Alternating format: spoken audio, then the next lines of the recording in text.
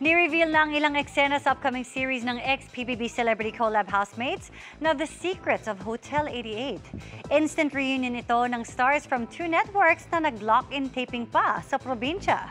Makichika kay Aubrey Carampel.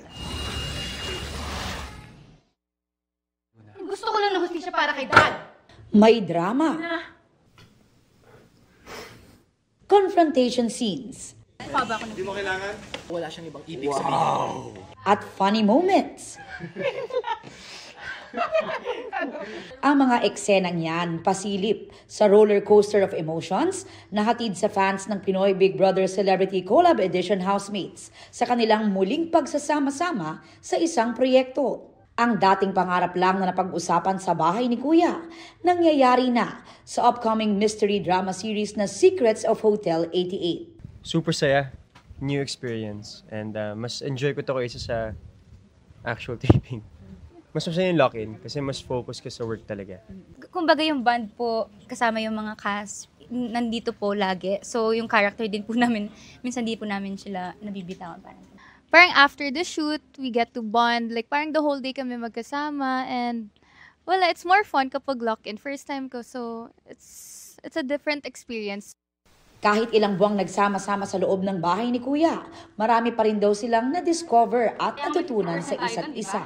Since may familiarity kami sa isa't isa, parang hindi na kami nagkakapaan, which is very nice and ang gaan lang nila lahat katrabaho. Kumbaga paano magtrabaho yung bawat isa sa amin. And syempre, yung nakasanayan namin sa bahay na nagtutulungan pa din hanggang ngayon. Ako naman, lagi ko siyang nilulook forward, honestly, yung taping namin dito kasi parang excited ako na makasama sila, maka-eksena sila, matuto sa kanila. At dahil sa isang resort ang location, excited din daw sa kanilang day off ang housemates para i-explore ang lugar. Ako po, first time po kasi ito sa place na to, so sobrang excited ako na magkaroon ng rest day, syempre baka food trip. Walang adjustments, it's like we were back in the house. Sobrang saya nga kasi kahapon naka-dinner kami, finally in one long table again. With actual food, with real food.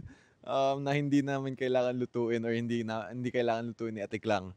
May mga kasama rin silang veteran actors at syempre, kailangan din daw abangan kung ano ang magiging kwento ng mystery drama series na ito.